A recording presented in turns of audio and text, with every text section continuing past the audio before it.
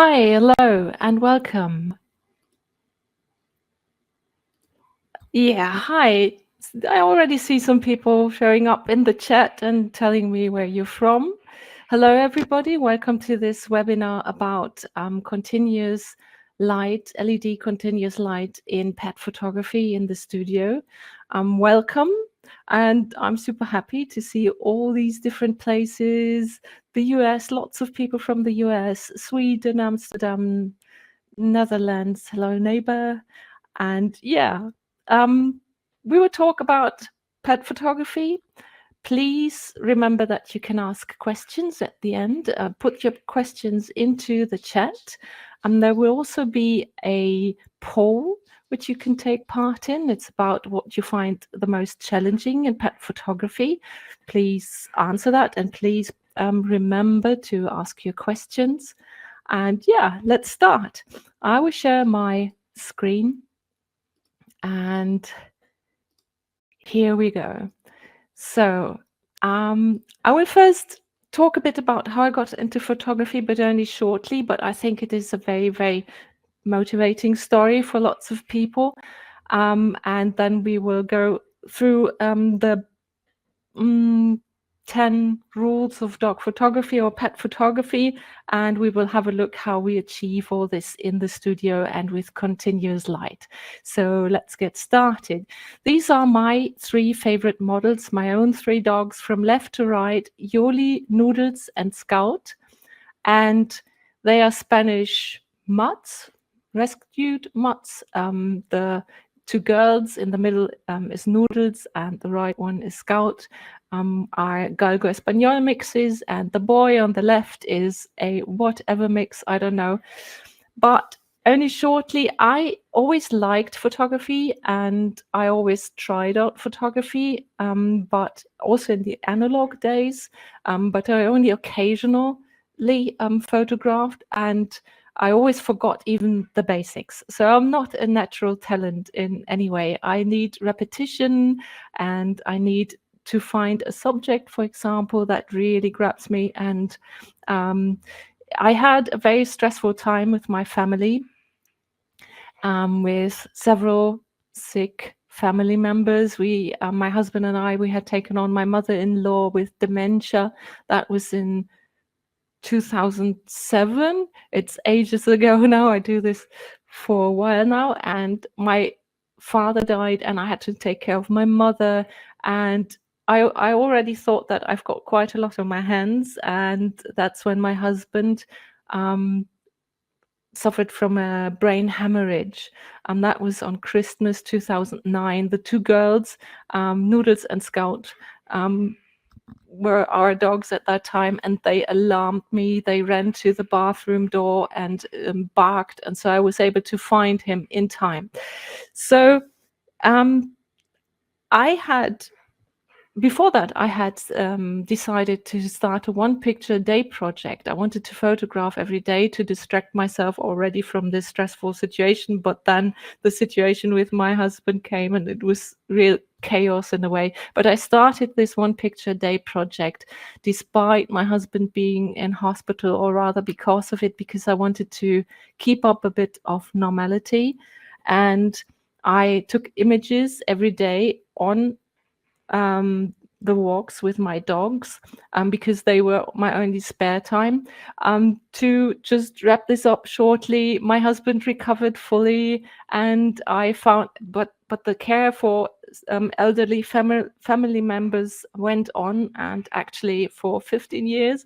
But I had found photography to be such a creative outlet that I wanted to do that all the time. And if it was up to me, I would photograph everything. I love photography in general. Here you can see my mother-in-law, my husband, and children of friends. And I don't know, I would love to photograph everything. And it's the huge advantage when you do photography as a hobby. The dog photos were mostly outdoors at the beginning, and more people asked me if I could photograph their dogs too. So I registered a business as a photographer in 2011. That was a huge step for me, because I'm not the most spontaneous person. I had a secure job, And yeah, changing that job was really a bit of a challenge for me. I never had decided to swap jobs if it hadn't been for these stressful times. But you don't have to wait for stressful times. I would like to encourage you to take pictures. To a continuity beats talent anytime. So I love to be outdoors with pets and with dogs. You will mostly see dogs here because that's what I'm known for, and that's what I mostly do. But we will talk also about cat photography. Um, if I This is an example of one image I took during taking the dogs for a walk. As a hobby photographer, I love to do abstract photography. That might not be something you can sell, but I enjoy it.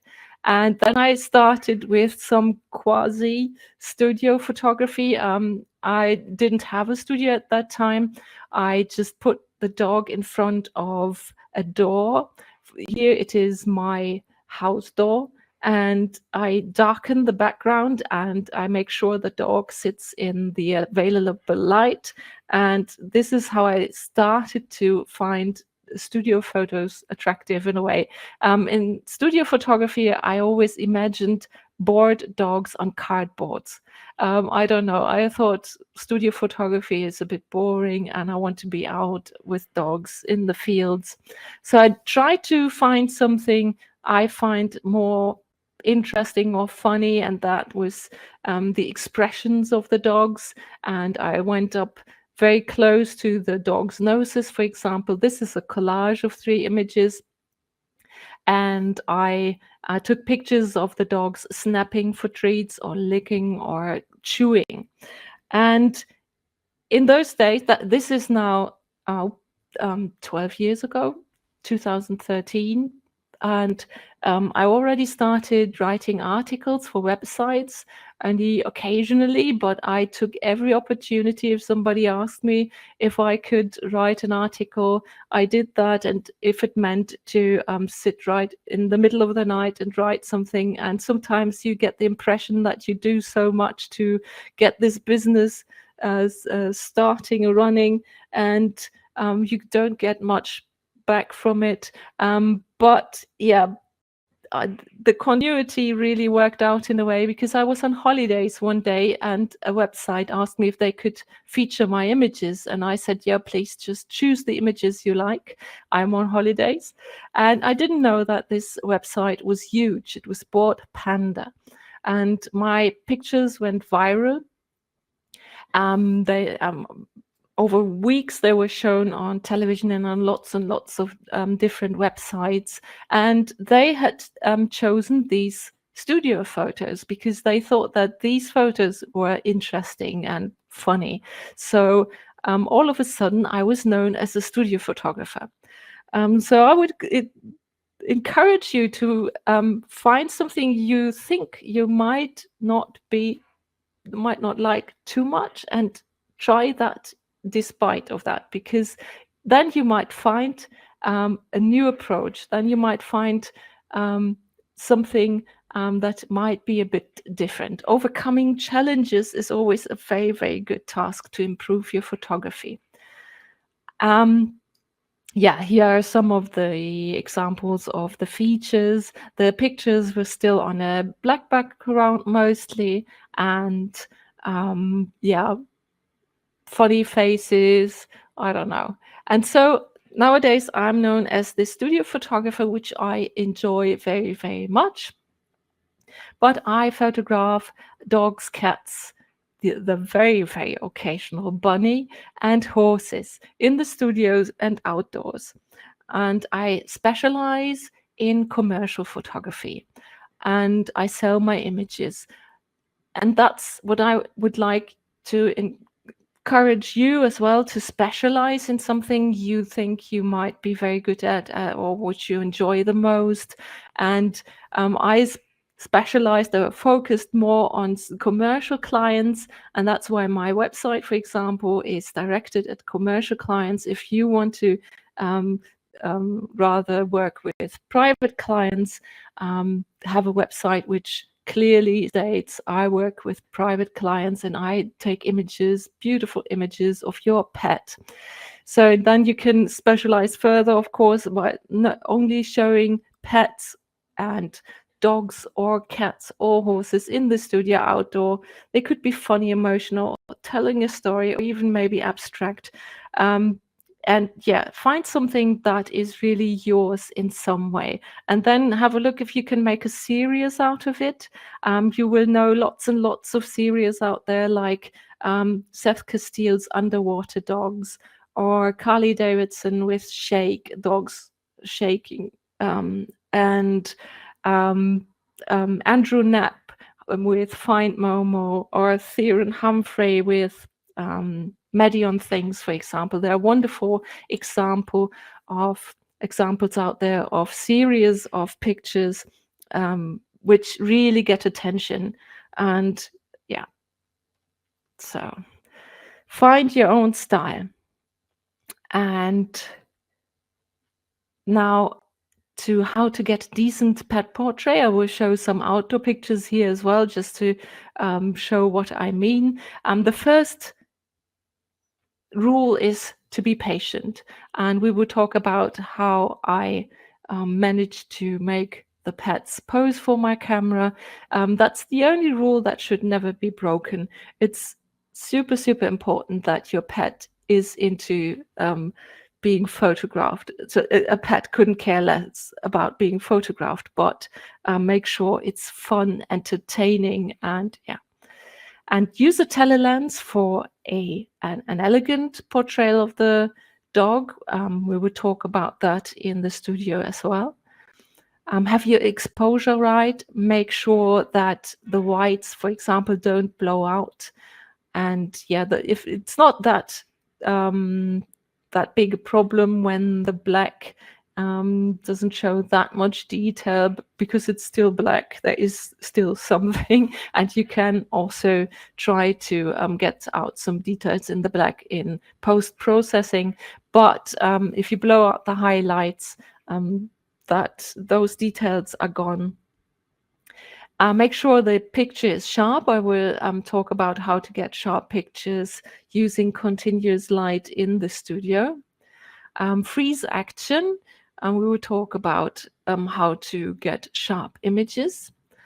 Separate your subject from the background, in this case here by a narrow depth of field. That's not that important in the studio, but you could also find different colors as backgrounds. And in the studio, you will learn today how to also make sure that a black dog stands out in front of black. It's actually not that difficult as you might think it is. You just have to have the right lights, of course, but you also have to develop an eye for detail and to really see if your subject stands out from the background. Of course, we could talk for ages about all these topics, like composition. In this case, make sure there's more space in the direction of the gaze of the dog. But I just would like to present these rules of pet photography. Go down to eye level. We will talk about that in the studio.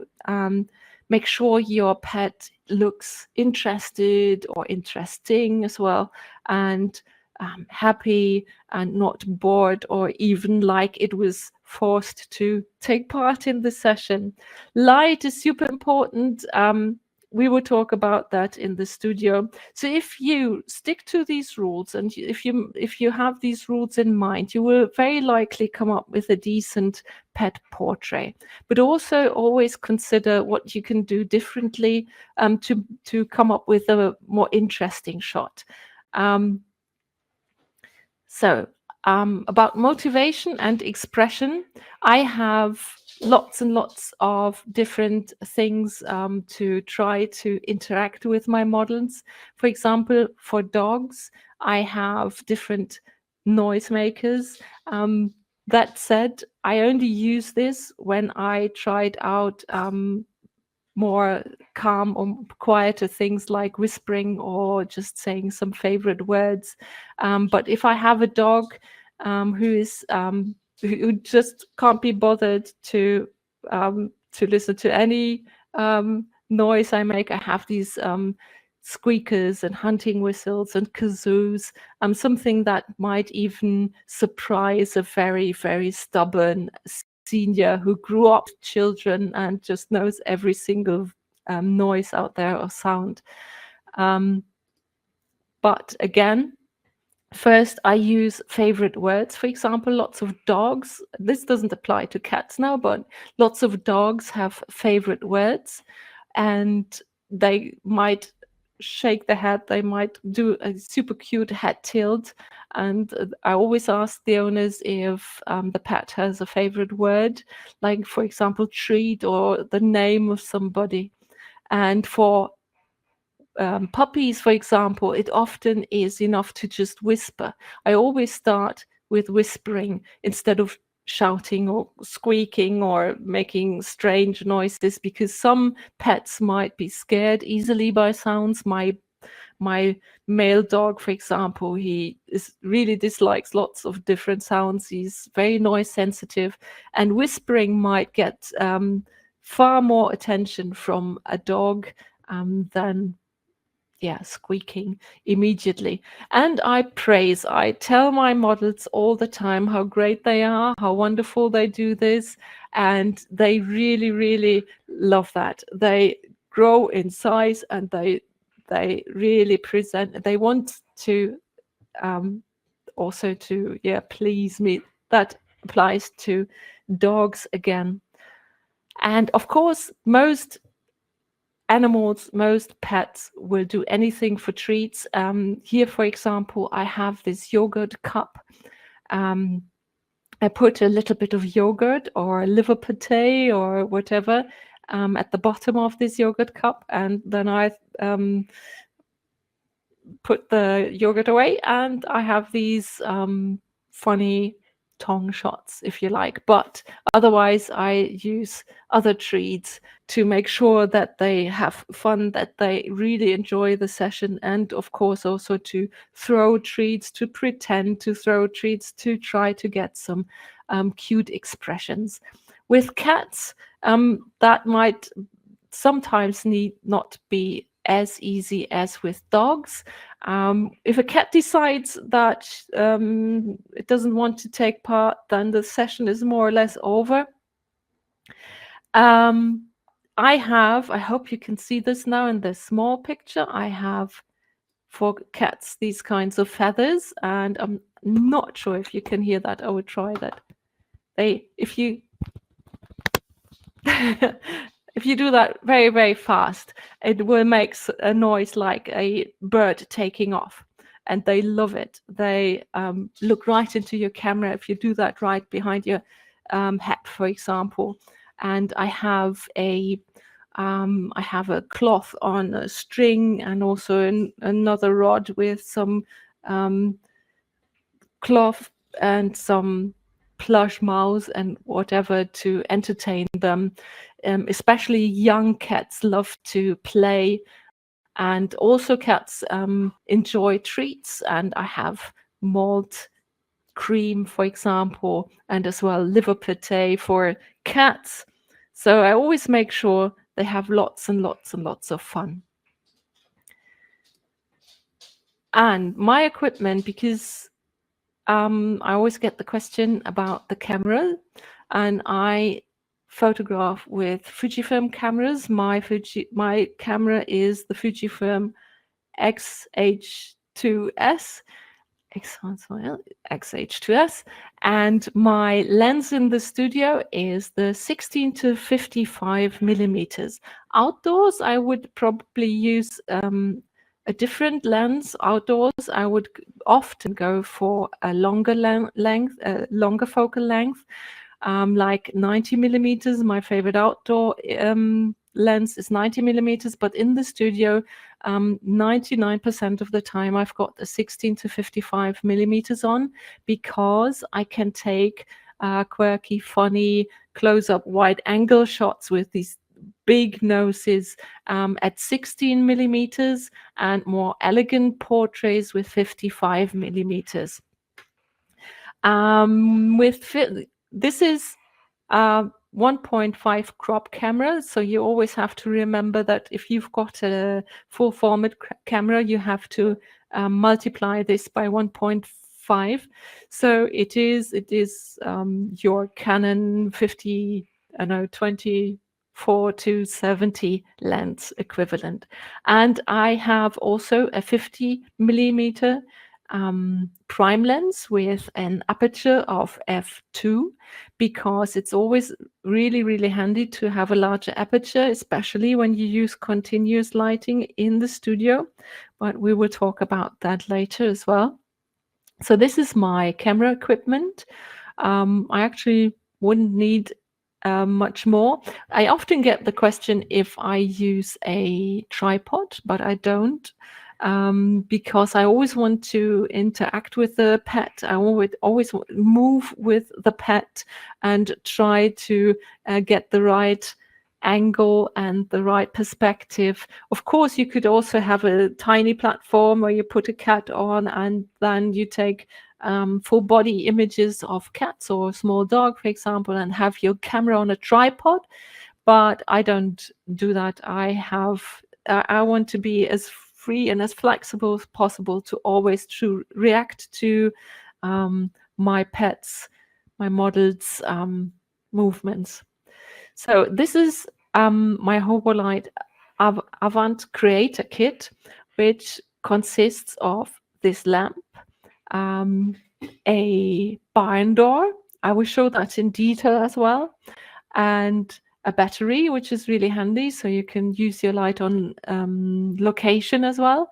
It comes with 4 different colors to get colored light, colored gels here, and a grid for to use in the barn door, for example. I show you the barn door, what a barn door is.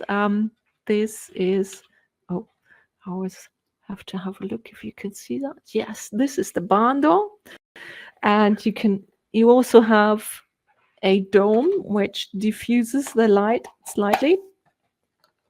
And then you've got the grid, which you can see here, which directs the light a little bit more. I will show you the results of each of these diffusers or each of these modifiers. What else is in it? It comes with a tripod. It's totally ready, and you just have to switch it on, and you can take images, and you don't need much else. Here is this beautiful light, which I can also show you here live in action. It is quite handy and small. It offers 100 watts, and Hobolite also has the Hobolite Professional with 300 watts, which might be handy if you want to photograph more action in the studio, for example. You can change the color of the light, and you can adjust the power. You can also just go down to 1% or whatever, or 10%. And and it also comes with one second, with this softbox. You will see that in a picture in my presentation later on. It's a 60 centimeter softbox. And a grid as well, but I will show that. So advantages of LED continuous lighting. So why and when do I use LED continuous lighting? Because I also take images of pets with strobes. But if I have a very scared or very young animal, or animals suffering from epilepsy, these lights are a life saver, because strobes can be a very strobes or flashes, they just flash, and it can spook the animal. And this is not the case with continuous light. And young animals might still have some sensitive eyes, and therefore it might be better to have continuous light and also dial down the power a bit. And yeah, strobe light, for example, is not too good for animals who suffer from epilepsy, because you don't want to provoke an epileptic seizure with your strobe. So this is when I use continuous light, and also when I want to create a certain look, I will also show you, because I love elegant images, and I love having a bit more mood and emotion in the picture, but we will have a look later on. So, and another advantage, a huge advantage, is that it's very, very quiet, and it doesn't flash, of course, but there is a small fan, but you hardly hear it, while with other lights you might have with strobes, for example, strobes with high power, you might have a very loud fan, and that is something that, for example, my male dog Yoli doesn't enjoy very much. He hates these sounds that all of a sudden start somewhere, and he is a typical model for continuous light in the studio, because he gets spooked by strobes, and he doesn't like the sounds. When I use a strobe, I make sure that the sounds are switched off, so you can switch some sounds off, like these beep, which tells you that the strobe is ready to fire again. Switch that off. This is not necessary with this one. This is quiet and really, really not that spooky. It doesn't generate any heat, which is great in the studio, because if you don't have a climate,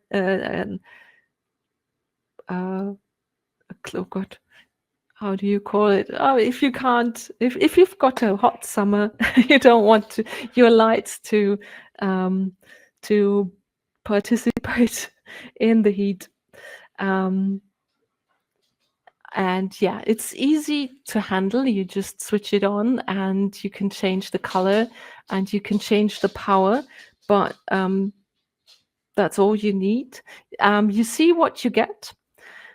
That's the huge advantage, should be on number one, actually, because you switch it on and you don't have this interruption of light. You always see the result of your light and directly on your model, where you always have to fire a test shot with your strobe.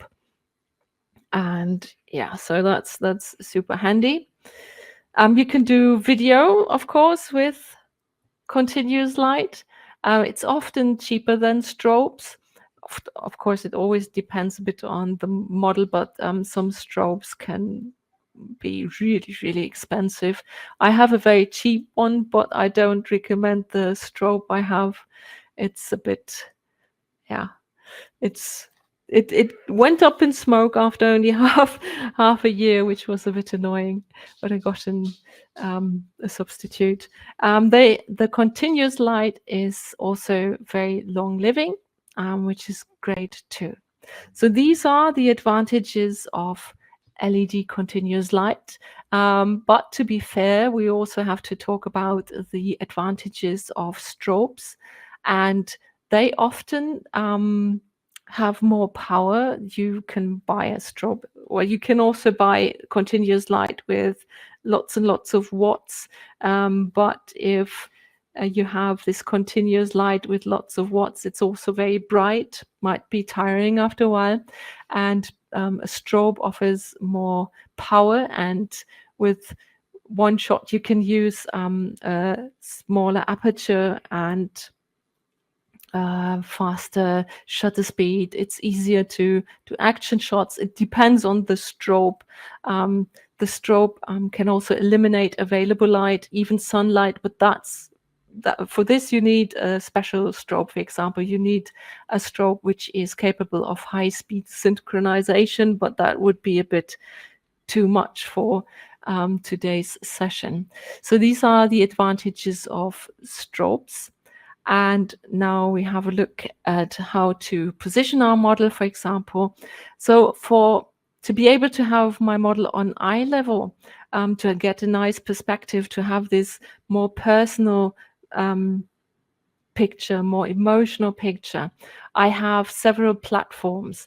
This one, for example, is a 1 square meter platform with a photogenic cover, and it is 50 centimeters high, because for dogs I don't use a higher platform, because if the dog wants to jump off or even accidentally tumbles off, I don't want the dog to get hurt. It doesn't matter for cats. For cats, you can have a higher platform because they can jump higher. This platform also has a storage room, so the things I use in my studio always also have some kind of second usage to it, and I can do full body portraits, and I do only head shots with this. For cats, I usually visit the cats in their own home. I only seldom have cats in my studio, because when I do commercial photography, where the clients are here too, or are in the studio too, I usually hire a studio because I need more space, and I hire cats, trained cats, because for my licensing archive, I can work with private cats, and I just go to their houses and make sure they feel as comfortable as possible. And for my licensing archive, it doesn't really matter if they decide to not take part, because then I don't have pictures for my licensing archive, but that's it. But if I take images within the presence of client and agency and what else, I usually hire trained cats, and they even sit on command. It's cool. They're used to different situations, to different locations, and they get treated really, really well, and they're super, super cool. It's very, very fascinating. And for this, I have usually a platform which is a bit higher, because sometimes you have lots and lots of different cats to photograph during the day. And when I have to sit or crouch or don't know, it's easier to stand for me a whole day. So I have a higher platform, and that's okay with cats, but not with dogs or bunnies. For bunnies, for example, I usually also use some kind of restriction, so they can't just hop off. So I use a basket or something like that. So here is an example of a very, very simple setup, and it is very effective. It's all you need. I shoot with only one light currently. I'm used to that because of my strobe. I have so many different pets in the studio. I want them to feel as comfortable as possible. So I use only one strobe, and that's what I currently also do with continuous light. But I will get myself another light, because with continuous light, it doesn't matter to have many lights, because a strobe, a scared animal, for example, would really dislike having a strobe from behind or something. My Yoli, for example, really, really would hate that. And so that's why I use only one strobe in the studio, but I will get another light to be able to be a bit more flexible. But I am used to only using one light. So this is perfectly okay to light a model in the studio with this. In this case, it's a barn door, and with a reflector under the chin of the dog and a reflector to the side of the dog. Here, for example, the light from below is very important to me. I don't want to correct that in Lightroom or in editing. I would like to have a very good raw file without much need for editing. So sometimes the difficulty with using a reflector below the chin of the pet is that sometimes you see the highlights in the eyes. This might look a bit strange. I try to avoid this by using this reflector at a level where it doesn't appear yet in the light of in the eyes of the pet. And sometimes I only put I put another light here, a small light, and actually I have a very, very tiny light I will show you later on. It's the Hobolite Iris, which has only 5 watts, and I use it to only brighten the shadow under the chin of the pet. And yeah, so this is a very, very simple setup with a very small platform. I have platforms in different sizes. If I want the pet to be exactly at this location, I have this small one. Again, you can use it as a storage box as well. These barn doors need more attention to detail. Now I will show you, no, first of all, here, the other light modifier, which is added in the Hobolite Avant Creator Kit. That's the softbox. It's nearly round, which I prefer. And it comes with a grid, which is also good to direct the light a little bit more. And I will now show you my graphic of what I do, but we saw that in the other pictures here. Yeah, one thing, I use seamless cardboard as the background. I have only 3 colors here. I have white, blue, and orange. And I also have foldable backgrounds, 2. One is blue and the other one is black and white. That's all I have. Sometimes I cut out the animals to use whatever color of background I like. And yeah, this is my very, very simple backup, but you have to develop an eye for detail. It's not enough to just set this to set the equipment like this. You have to really have a look if the reflectors reflect the light onto the pet or not in the right way. And this you learn in time with every shot you take. So here is the difference between using a barn door with grid on the left side and a soft box with grid. The barn door with grid leads to a bit more a stronger light or harsher light. It is more difficult to handle because if you miss lighting part of the dog, especially such as a black dog, the shadows will be really, really dark. And but if you manage to get the right angle, it looks absolutely lovely. And on the right side, you see the effect of a softbox, which is a bit softer. The light is softer. And in this case, it's with a grid, which directs the light a little bit more. And if I want to light the whole scene, a larger scene, like in this case here, for example, I use the soft box without a grid. And this is more or less out of camera. You don't have any editing work if you do it right and if you have the right position to your dog. And here, for example, I used the colored gels for the background. And in this case, I used a strobe on very, very low power, and to make sure that I can still see the blue in the background with these gels that come with a Hobolite Avant Creator Kit.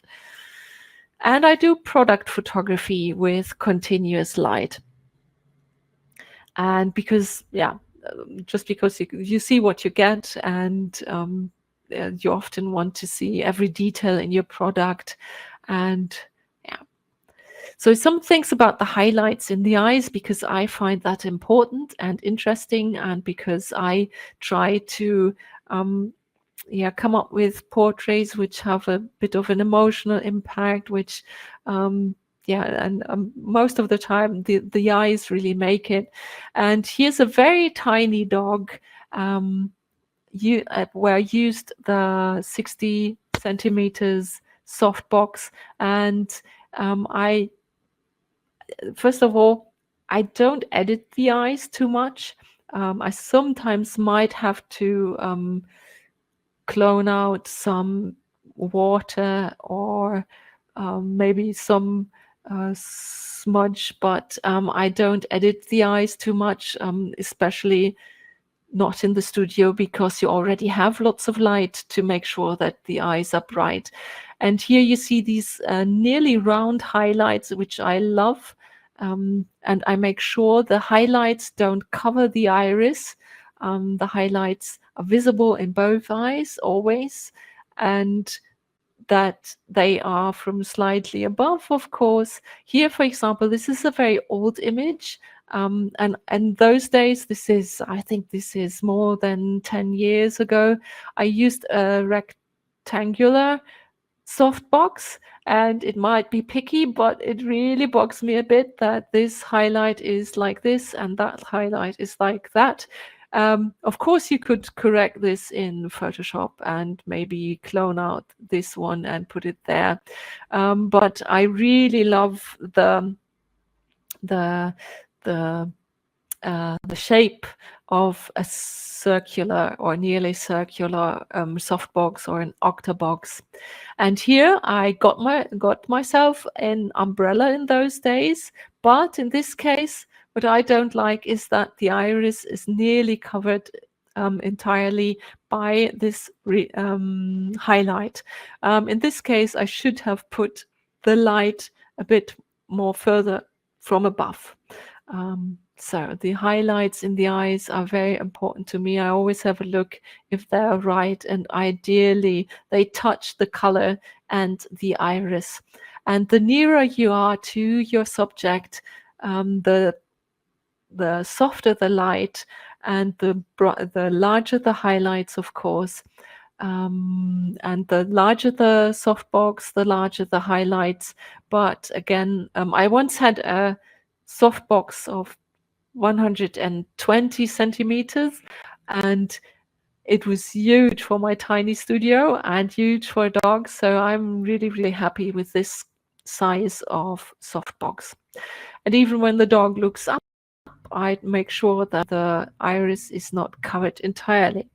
Oh, okay, we have a bit more. How do I get sharp pictures? There are several causes of blurred pictures. Camera shake, which means we move too much for our shutter speed.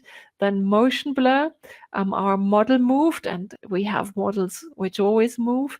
Then the focus could be incorrect. And how do we avoid this? Camera shake can be avoided by a fast shutter speed, and I will talk about that in detail next. Usually we say that we can hold the reciprocal of focal length, I hope that's pronounced correctly, which means with a lens of 100 millimeters, you can hold without shaking too much 1/100th of a second. This applies to static objects, and of course it depends on how we are capable of holding our camera still. Sometimes a bit hectic, but we have moving subjects, so that is another thing again. And then image stabilization can prevent camera shake slightly. With the image stabilization switched on, you can have 4 times longer shutter speeds, but we also have the motion blur, our model which is moving. So I recommend to use a shutter speed of 1/400th of a second for lively pets. To make sure that the image isn't blurred. And this, for example, it was a lively pet, even if it doesn't look like this here, but he was only 12 weeks old and a Labrador, and they're always lively. So I have a focal length of 50 millimeters here and a shutter speed of 1/400th, even though it is only a portrait. With an aperture of f2, this results in an ISO of 2000. So with this 100-watt lamp. So always keep these parameters in mind. It is super handy to have a camera with a good ISO quality. So my Fujifilm camera, you don't really see that. It's a higher ISO and it has a super good high ISO quality. But keep in mind that higher shutter speeds also mean higher ISO or larger aperture. And here, this girl was really, really calm and quiet. And I was able to take portraits of her with 1/125th of a second, also with f2, but ISO was already 800 again. So, and incorrect focus, how do we avoid this? Consider using the continuous autofocus also for portraits. Static focus can be very grippy and very, very good. But our pets move all the time, so it might be a good thing to continue to use continuous autofocus. A few things about depth of field. Depth of field, as most of you probably know, is the part of the image which is in more or less sharp focus, and the depth of field is the smaller, the longer the focal length, the larger the aperture, the nearer the distance to the subject, and the larger the sensor. So if you want to have a larger depth of field because you want the nose still sharp in the picture, choose, for example, a shorter focal length, smaller aperture, and go a bit further away from your subject. Here's an example on the left side. The whole head is in focus, but the body and each image is out of focus. I love this look. I think it's soft and focusing on the important part. And yeah, here the head is on the focal plane, so everything is sharp. But when the dog turns the head towards the camera, the nose is out of focus. So consider, if you don't like that, consider using a smaller aperture. Here, for example, it was a focal length of 45 millimeters and an aperture of f2.8. And I could dial down a bit, and that would also lead to a higher ISO.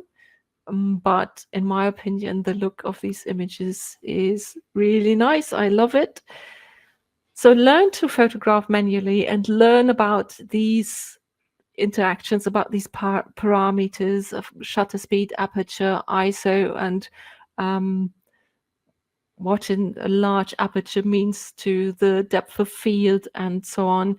It is really, really handy to in the studio as well as outdoors, of course. But yeah, so one thing I would like to present to you, because it's my current absolute favorite thing, is the Hobolite Iris. It's a small lamp. It actually lights my face here from the top currently. It comes with accessories and you can put it on your camera. I did the occasional image where I shoot in very dark situations and I need this tiny bit of extra light to be able to focus correctly, especially, for example, in a backlight situation. It only has 5 watts, so it's not a light which would brighten your scene outdoors, but you can use it very, very well as a modeling light, for example. And here is an example of a dog portrait lit with a Hobolite Avant from above, like my other pictures. And the background here is a simple gray. And I used the Hobolite Iris with the prism on the background to get this image. It's all straight out of camera. So the dog again is lit by the Hobolite Avant, and the Hobolite Iris lit the background to come up with this structure in the background to make it more interesting and to have a bit more of depth in the image. I love using this light. I have, as I already mentioned, this is also the light I use to brighten the shadows under the chin of the dog. And I do the, this is a comparison without iris and with iris. And I do the occasional product photography with this. And here I just wanted to, a little bit of a souvenir from a publication I had. So I did this. It looks a bit like there's some light falling through some curtains. I love this atmosphere. So this is the Hobolite Iris, my current absolute favorite thing in the studio. And this is, I'm a bit late, but we still have time for your questions. Okay. Here we go. Oops. 1 second. Where do I get? Okay. What continuous light would you recommend? Well, this one. Well, that said, Hobolite, this has 100 watts. That's the Hobolite Avant, and I have the Creator Kit, which already comes with everything you need. What I find super, super interesting and super handy is that they're small and compact, and they come with the equipment, exactly the equipment I need. If you need more power, you can also have a look at the Hobolite Professional. The dog is in the background. Hello. That offers 300 watts. Okay. Is it necessary to darken the room windows when using continuous light in the room? Of course, the possibilities are endless. But yes, usually you use these lights in a darkened room. I darken the room completely usually. You can also use continuous lights to brighten scenes with which are already lit slightly by available light. You won't see much difference in bright daylight, because then 100 watts are just not enough to brighten your subject, even further than the available light already offers. Is it important that the umbrella, is it important? It is important. Yes, you need, yes. Okay, the question is it important? It is important, the umbrella or softbox for the highlights. Is it important to have these modifiers for the highlights, I guess? The light is always there. When you have no modifiers at all, you have this comes with a little lens. Then you have, if you use only the lens or only the bulb, you also get catch lights, highlights in the eyes. You always get highlights in the eyes as long as there is light. But the modifiers are, the first use for the modifiers is to modify your light, which means make the light brighter, or not brighter, but softer or harsher. But for the highlights, I recommend an umbrella or this nearly round softbox, because I like the round shape of the highlights, and you only get that when you have a round modifier. What settings on the camera would you use for continuous light? I assume it's different from strobe light. Yes, that for freeze action. Yes, it is not. You need this. Okay, that's a difficult question actually, because strobe lights can be very different. You can have strobes which are capable of high-speed synchronization, so you can actually use fast shutter speed with these strobes, but they're a bit more expensive and a bit more special. And the usual studio light, which does not offer high-speed synchronization, can only be used at a shutter speed of around, it depends on your camera strobe combination, of 1/200th of a second. Which doesn't matter anymore when the duration of the flash is very, very short, but that's a really, it's a bit more difficult topic to cover, because we talk about continuous light here, and with continuous light you can use whatever shutter speed you like. Doesn't matter, every single shutter speed. You always have to keep in mind that you might have to, or you have to increase your ISO, and yeah, or you always have to keep in mind these parameters like aperture. When you use fast shutter speeds with continuous light with a 100 watts lamp, for example, you need a larger aperture most of the time and a high ISO. So to freeze action, it might be recommendable to have several lights, or to use 300 watts, for example. Okay. How near must be the lamp to receive this reflection?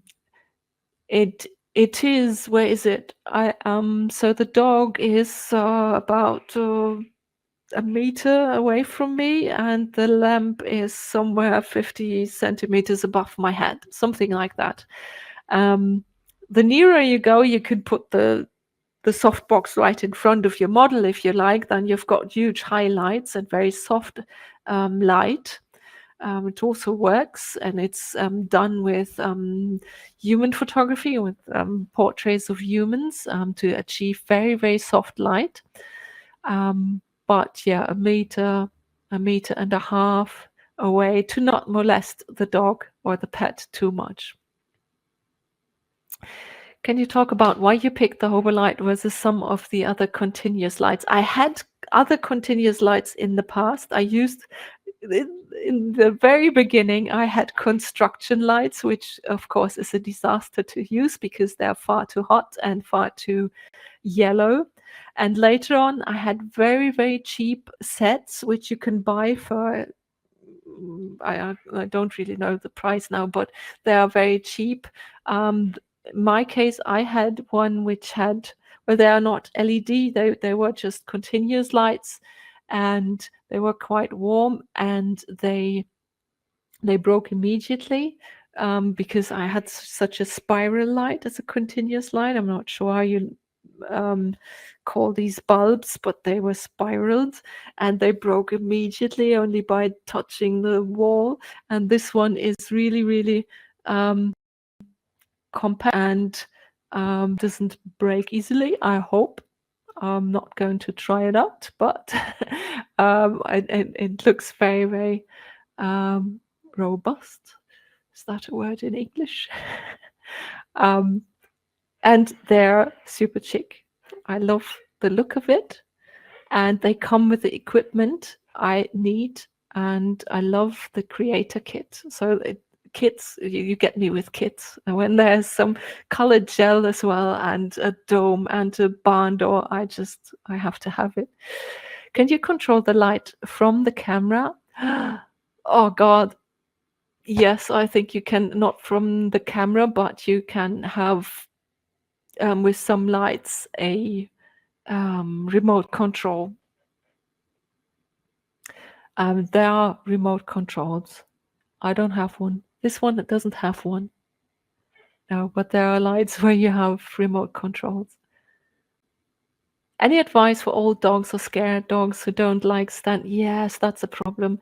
I always tell my model owners to practice sitting on a platform beforehand, because it can be a real problem if the dog is not used to that.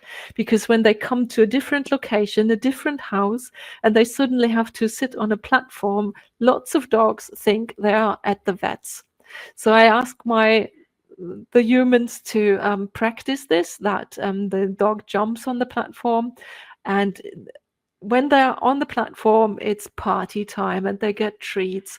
And all dogs, yes, if the dog is too old to be on a platform, I just do the extra and crouch on the ground, and then the dog is on the ground. And I always have an anti-slip mats for every dog, but especially also for old dogs. And then I just old and large dogs, I photograph on the ground, standing on the ground on an anti-slip mat. What is the basic kit you would recommend for a beginner looking to try out studio photography? Well, you always need a modifier with your lamp. Without a modifier, it would be difficult. The basic kit for you need a tripod, a lamp, and a modifier. And usually, I would recommend a softbox, because it is much easier to handle than a barn door, which gives harsher light.